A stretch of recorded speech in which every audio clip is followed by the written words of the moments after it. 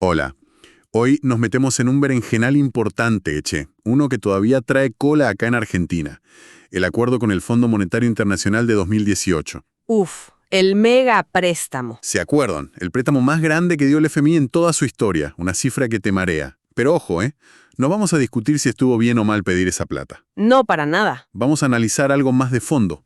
Un estudio jurídico, casi una radiografía legal, ¿viste? Que dice que todo el trámite para conseguir ese préstamo estuvo tan mal hecho, pero tan mal, que podría ser considerado nulo. Nulo de nulidad absoluta, como dicen los abogados. Eso. Como si nunca hubiera existido legalmente. Exactamente. Nos vamos a basar en un trabajo académico, uno muy detallado, que revisó paso a paso cómo se gestionó ese crédito inicial de 50 millones de dólares, que después encima se amplió un poco más. Sí, me acuerdo. En mi tour. El foco está puesto ahí, en el procedimiento administrativo, en si se siguieron los pasos obligatorios. No nos metemos en la política económica detrás. Perfecto. Entonces, la idea de esta charla es entender por qué estos abogados y académicos, después de revisar los papeles, o bueno, la falta de ellos, argumentan que hay bases sólidas para decir, che, este acuerdo nació viciado, es nulo de acá a la China. Tal cual. Y no estamos hablando solo del debate de si tenía que pasar por el Congreso o no, que esa fue otra discusión enorme. No, esto va por otro lado. Hablamos de cosas más básicas, como si hubo un expediente administrativo antes de firmar, si estaban los informes técnicos obligatorios. Cosas que parecen de manual, ¿viste? Pero que según este análisis, faltaron. Bueno, prepárate para un viaje al corazón de la burocracia. O la falta de ella, digamos. Un viaje interesante, sin duda. Arranquemos por una de las cosas más llamativas que encontraron estos investigadores. Imagínate esto. El Banco Central, que por la ley de administración financiera, tiene que dar una opinión técnica independiente sobre cómo va a impactar una deuda así en la economía del país. Claro, sobre la balanza de pagos específicamente. Es un requisito clave. Bueno, ¿sabes qué hizo? Según admitió el propio Central en una nota oficial que le pidieron, una evaluación conjunta, con el Ministerio de Hacienda y con el propio FMI. Sí, eso es. Es llamativo, por decirlo suavemente. Suela casi a un chiste, ¿no? El órgano que tiene que controlar, evaluando junto al controlado y al mismísimo acreedor. Increíble. Es como pedirle al árbitro que delibere el penal con los dos equipos juntos antes de cobrarlo. Algo así. Pero bueno, es uno de los puntos centrales que marca este análisis legal. La ley, concretamente la Ley de Administración Financiera, el artículo 61, exige un dictamen previo y propio del Banco Central, no una evaluación conjunta. Este punto, sumado a otros, es el que lleva a cuestionar fuerte la legalidad de todo el proceso. Ya arrancamos fuerte. Pero bueno, volvamos un poquito para atrás. ¿Cómo llegaron a descubrir estas cosas? Porque tengo entendido que conseguir la información oficial, los papeles posta, fue toda una aventura. Ah, sí, fue un camino bastante trabado, ¿eh? Los autores de este estudio, junto con algunas organizaciones civiles, empezaron pidiendo acceso a la información pública sobre el acuerdo, allá por mediados de 2018. Lo lógico, ¿no? Derecho al acceso a la información. Claro, pero la primera respuesta que recibieron del Ministerio de Hacienda de ese momento fue, básicamente, busquen en la página web. Ahí estaban, sí, la primera carta de intención y los famosos memorandos técnicos. La foto para la prensa, digamos. La cáscara. Exacto. Pero faltaba la letra chica, el contrato real, si es que existía, los informes internos que, se supone, justificaban semejante decisión de endeudamiento. Claro, el expediente, los dictámenes. Justamente. Por eso hicieron un segundo pedido, mucho más específico, ya por vía administrativa formal, como corresponde. Querían ver el expediente completo, los dictámenes previos, el legal, el técnico, los análisis de impacto, las cláusulas contractuales, todo el backup, digamos. ¿Y ahí qué pasó? Y ahí la respuesta oficial llegó, mira vos qué fecha, un 28 de diciembre, el Día de los Inocentes. No te puedo creer. ¡Qué timing! Sí. Y la respuesta fue más o menos, miren, firmar esto es cosa del Poder Ejecutivo, ¿eh? No se necesitan dictámenes previos ni pasa por el Congreso, lo dice la Ley de Administración Financiera, artículo 60, último párrafo. Una interpretación, digamos, bastante particular y discutible de la ley. Una respuesta que dejaba más dudas que certezas, me imagino. Y encima incompleta, porque no contestaba sobre si existía o no el expediente y otros documentos clave que pedían. Exacto. Era claramente incompleta y evasiva. Ante esa falta de respuesta completa, bueno, iniciaron una acción de amparo judicial para que la justicia obligara al Estado a entregar la información. Es el caso que se conoció como Codiani. Ah, sí, me suena. Y acá viene lo curioso. Justo un día antes de que venciera el plazo que tenía el ministerio para contestar la demanda judicial, informan casi de manera informal por mail que los expedientes estaban listos para ser retirados en el ministerio. ¡Tarán! Aparecieron de golpe. Magia. Como por arte de magia, sí. Los famosos expedientes X 2018-29772-977 y X 2018-52368222. Pero la historia no terminó ahí, ¿verdad? No, me imagino que no. No, porque al día siguiente, cuando tenían que contestar formalmente la demanda, el ministerio le dice al juez, mire, ya no hay caso, la causa se volvió abstracta porque ya entregamos todo. Ah, mira vos la picardía. Y lo más llamativo es que el juez de primera instancia aceptó ese argumento y rechazó la demanda. Y dijo algo increíble, que los dictámenes previos no existirían, basándose en la propia respuesta administrativa del ministerio que decía que no eran necesarios. Para. O sea, el ministerio dice, no hace falta. Entonces el juez dice, como no hace falta, no deben existir. Listo, caso cerrado. Un razonamiento un poquito flojo de papeles, che.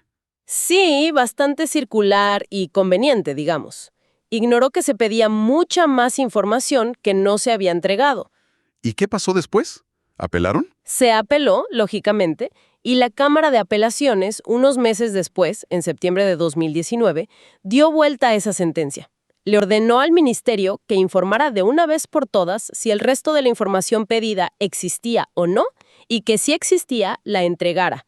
O sea, que pusiera las cartas sobre la mesa. Bien ahí la cámara. Sí, este caso Codiani incluso llegó hasta la Corte Suprema.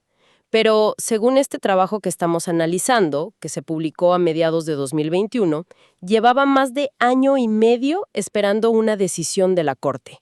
Una demora bastante llamativa, porque mientras tanto se estaba renegociando un acuerdo cuyo texto completo el Estado estaba, en teoría, obligado por la Cámara a decir si existía y a mostrarlo si existía.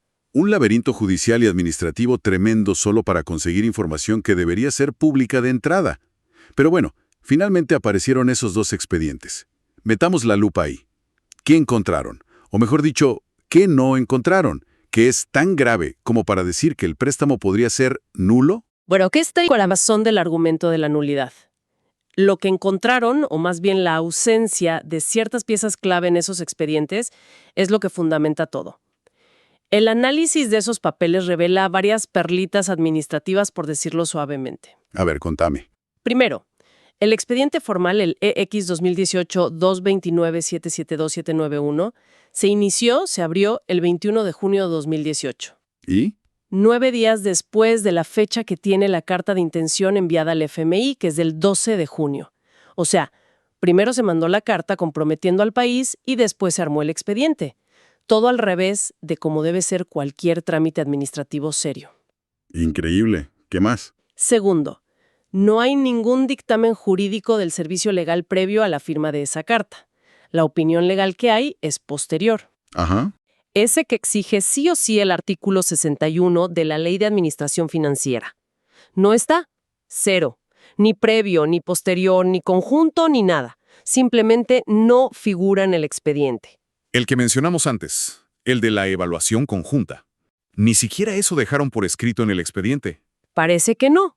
Cuarto, los memorandos técnicos que acompañan la carta de intención, esos que tienen todas las proyecciones económicas, las metas fiscales, monetarias, ¿viste? Sí, los anexos. Bueno, esos números, esas proyecciones, no se apoyan en ningún informe, estudio o dictamen técnico que esté agregado al expediente.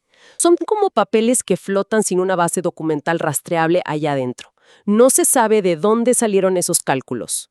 O sea, anexos sin sustento en el propio expediente. Exacto. Y quinto, y esto es muy fuerte también, no existe un acto administrativo formal que diga se decide tomar este crédito.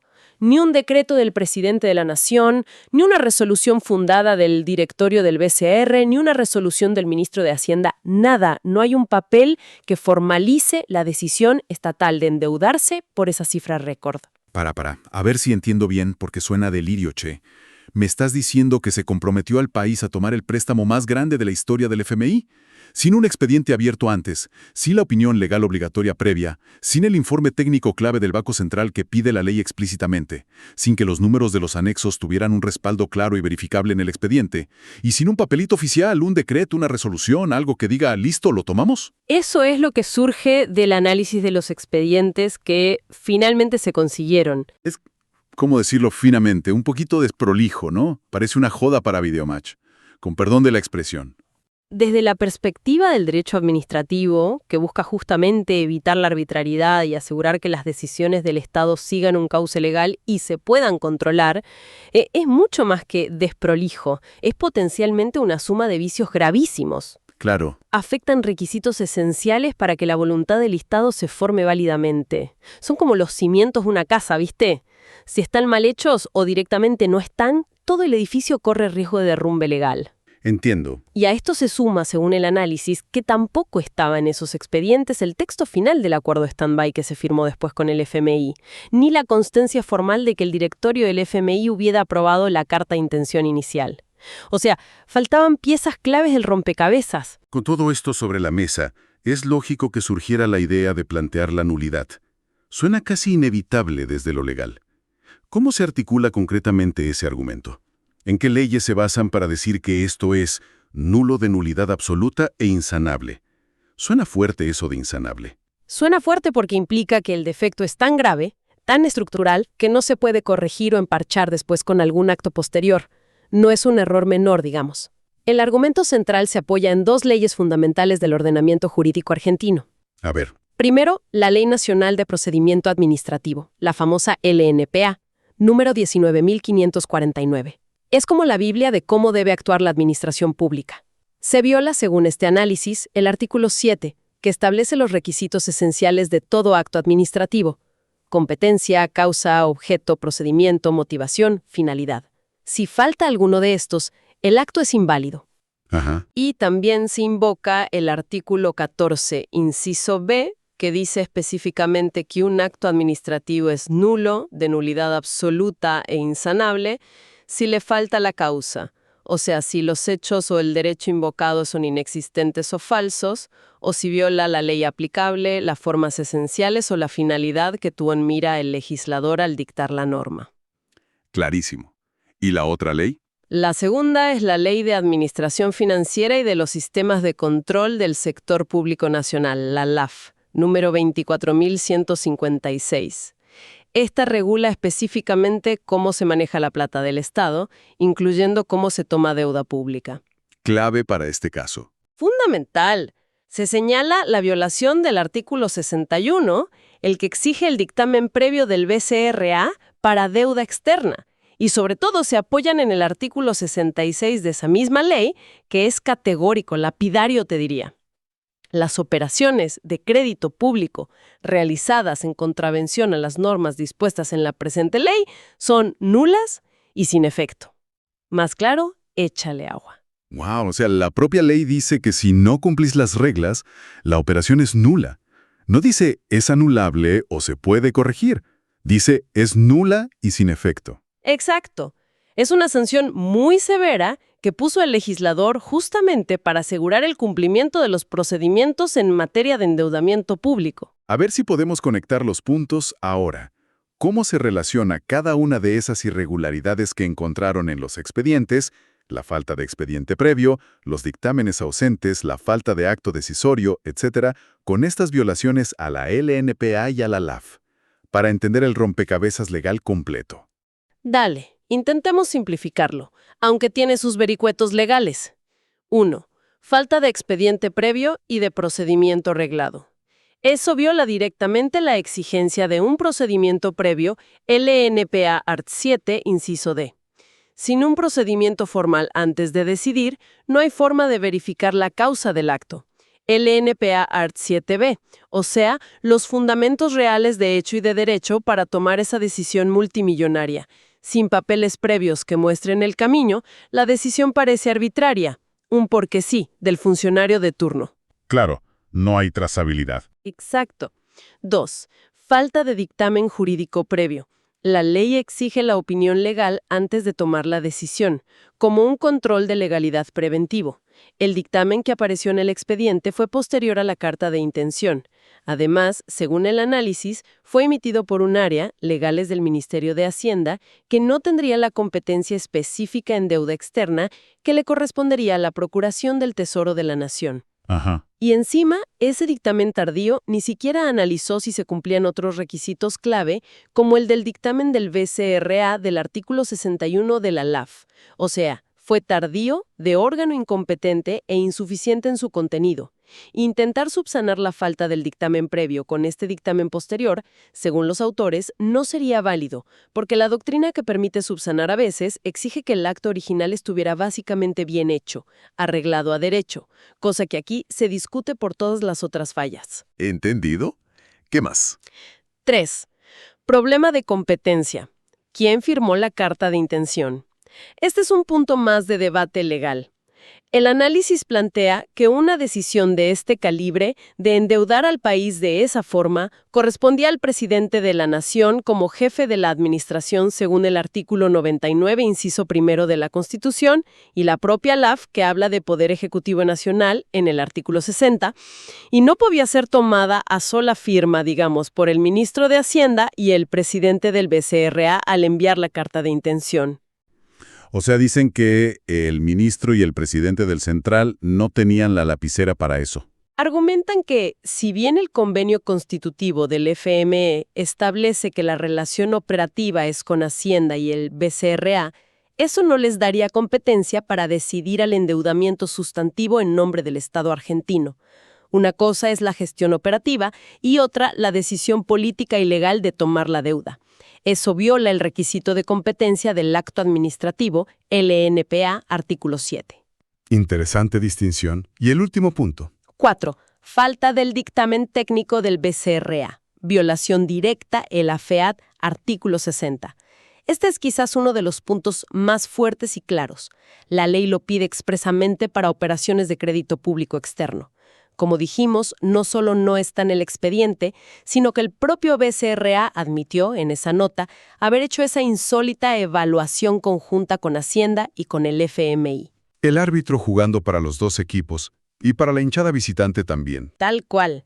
Eso vacía completamente de contenido el control técnico independiente que busca la ley. Y esto conecta de nuevo con la falta de causa, el NPA Art 7b. Si los números, las proyecciones de los memorándums técnicos adjuntos a la carta de intención no tienen un respaldo técnico propio y verificable en el expediente, ¿en qué se basó realmente la decisión de endeudarse en esos términos y con esas condicionalidades? Argumentan que esta falta de rigor técnico inicial fue clara y contribuyó a que el programa acordado fallara tan rápido. Clarísimo ahora. El panorama que pintan es el de un trámite, digamos, plagado de irregularidades formales, pero que no son solo papelitos que faltan. Son garantías legales, controles cruzados que según este análisis se pasaron por alto olímpicamente. Esa es la tesis central, ¿sí? Ahora, vamos a lo práctico, Che, porque esto es lo que siempre pregunta la gente. Supongamos que un juez, después de años, dice, tienen razón, muchachos, esto es nulo. ¿Y ahora qué? La plata, o gran parte de ella, unos 44,000 millones de dólares creo que eran, para cuando se escribió este análisis, ya se usó, ya entró, ya salió. ¿Se puede hacer borrón y cuenta nueva? ¿Se devuelva la plata? Ese es el nudo gordiano, ¿no? El gran problema práctico. Devolver 44,000 millones de dólares de un saque es, hoy por hoy, fácticamente imposible para Argentina. Además, como te decía antes, no podés demandar al FMI en un tribunal argentino para decirle, che, FMI, tu crédito es nulo, por cómo lo gestionó mi gobierno. Tiene inmunidad de jurisdicción. Claro, no puedes obligarlo a aceptar la nulidad. Exacto. Sabiendo esto, los que impulsaron la demanda judicial pidiendo la nulidad Es un caso iniciado por el Movimiento Nacional de Empresas Recuperadas, el caso Muroa, ENBCR, fueron realistas y pidieron algo específico, que se modulen los efectos de la sentencia de nulidad. Modular los efectos. Ponerle un filtro, un dimmer, digamos. ¿Qué significa eso en criollo? Significa que, aunque el juez declare que el préstamo fue nulo desde el origen por todos estos vicios de procedimiento, las consecuencias prácticas de esa declaración no sean las tradicionales de la nulidad, que serían intentar volver todo para atrás como si el acto nunca hubiera existido, efecto retroactivo. Porque eso sería un caos total. Un caos financiero y jurídico inmanejable. Entonces proponen que la nulidad tenga efectos principalmente hacia el futuro, efecto no retroactivo o ex nunc. Dan como ejemplo un caso famoso de la Corte Suprema Argentina, el caso Monjes, de los años 90. ¿Qué pasó ahí? Ahí, la Corte anuló una resolución de la UBA que imponía un curso de ingreso eliminatorio para medicina, por considerarlo ilegal. Pero al mismo tiempo permitió que los estudiantes que ya habían ingresado y estaban cursando bajo ese régimen pudieran terminar sus carreras, para no perjudicarlos gravemente. O sea, se declaró la ilegalidad del acto, pero se manejaron las consecuencias prácticas para no generar un mal mayor. Entiendo. Es como decir, mira, esto se hizo mal, fue ilegal desde el vamos, pero no podemos demoler el edificio con toda la gente adentro. Vamos a declarar que la construcción fue ilegal, pero buscamos una solución para los que ya viven ahí. Algo así. Exactamente. Es reconocer la ilegalidad original, pero adaptar los efectos de esa declaración a la realidad concreta para evitar consecuencias desproporcionadas o imposibles. Ahora, si no se puede deshacer el préstamo en la práctica, si no se devuelve la plata, ¿para qué sirve todo este lío judicial? ¿Cuál es el objetivo final de buscar que se declare la nulidad? ¿Es solo simbólico? No, no es solo simbólico, aunque lo simbólico también tiene su peso. Según el análisis que seguimos, la importancia de obtener una declaración de nulidad, incluso con efectos modulados, sigue siendo enorme por varias razones. A ver. Primero, dejar sentado judicialmente que fue ilegal. Que un tribunal diga con todas las letras que se violaron normas constitucionales y legales fundamentales en el procedimiento. Eso tiene un valor enorme para el Estado de Derecho. Es un mensaje de que las reglas se deben cumplir, incluso en la cima del Poder Ejecutivo y en momentos de supuesta crisis o urgencia. Un límite al poder, digamos. Exacto. Segundo, evitar que se repica. Que funcione como un freno inhibitorio, un precedente claro para que en el futuro no se vuelvan a tomar decisiones de esta magnitud saltándose los controles y procedimientos legales básicos. Una especie de vacuna institucional contra la arbitrariedad en el manejo de la deuda pública. Que no sea tan fácil zafar la próxima vez. Tal cual. Tercero, y muy importante, abrir la puerta a la responsabilidad de los funcionarios. Si se declara judicialmente la nulidad por violación de la ley, se facilita mucho determinar quiénes fueron los funcionarios responsables de esas violaciones, sea por acción o por omisión negligente, y que respondan por ello. ¿Responsabilidad cómo? ¿Penal? ¿Patrimonial? Podría ser ambas. La propia Ley de Administración Financiera, en ese artículo 66 que declara la nulidad, aclara que es sin perjuicio de la responsabilidad personal de quienes las realicen. O sea, la ley misma prevé que los funcionarios que hicieron mal las cosas respondan, incluso con su patrimonio si hubo daño al Estado. No es gratis violar la ley. Fuerte eso. Y hay una cuarta razón. Y cuarto, aunque no lo pidan explícitamente en la demanda de nulidad con efectos modulados, muchos creen que podría fortalecer la posición negociadora del país. Tener una sentencia firme de un tribunal argentino que dice que el origen de esa deuda fue ilegal, que nació viciada, podría, en teoría, dar más herramientas políticas y jurídicas al país en futuras renegociaciones con el propio FMI o con otros acreedores. No es lo mismo sentarse a hablar de una deuda limpia que de una con este tipo de cuestionamientos judiciales sobre su legitimidad de origen. Entiendo. Te da otro peso en la mesa de negociación, aunque no puedas anular el pago directamente. Podría ser un elemento más en una estrategia compleja. Y parece que estos argumentos, estas denuncias sobre las irregularidades, no cayeron del todo en saco roto, ¿no? El estudio que analizamos menciona que el tema llegó al Congreso, a la Comisión Bicameral de Seguimiento de la Deuda. Sí, exacto. Que el propio presidente Alberto Fernández, al asumir, anunció una denuncia penal instruyendo a la Oficina Anticorrupción y a la Procuración del Tesoro a investigar esto, basándose en parte en estas irregularidades de procedimiento, Eso fue por el decreto 239 de 2021. Correcto. Y que incluso informes oficiales posteriores, uno del Banco Central y otro de la SIGEN, la Sindicatura General de la Nación, confirmaron muchas de estas fallas de procedimiento que se denuncian en el análisis legal. O sea, no era solo la opinión de un grupo de académicos. Sí, el análisis destaca esas derivaciones posteriores como una señal de la seriedad y veracidad de las irregularidades detectadas originalmente. También citan otro trabajo académico interesante, de Juan Bautista Justo, que analiza cómo estas violaciones a normas internas argentinas podrían incluso generar responsabilidad internacional para el Estado argentino bajo la Convención Americana de Derechos Humanos. O sea, el problema trasciende lo puramente local o administrativo. Mira vos, hasta responsabilidad internacional. Se pone cada vez más complejo. Bueno, repasando en limpio para ir cerrando, tenemos un análisis legal muy detallado, muy documentado, basado en los propios y tardíamente aparecidos expedientes administrativos. Fundamental eso, basado en la prueba documental oficial. Que sostiene que el préstamo récord del FMI Argentina en 2018 se hizo sin cumplir pasos legales básicos y obligatorios, sin expediente previo, sin dictámenes clave que exige la ley, el legal previo y el técnico del Banco Central, sin un acto administrativo formal de decisión y con serias dudas sobre la competencia de quienes firmaron la carta de intención.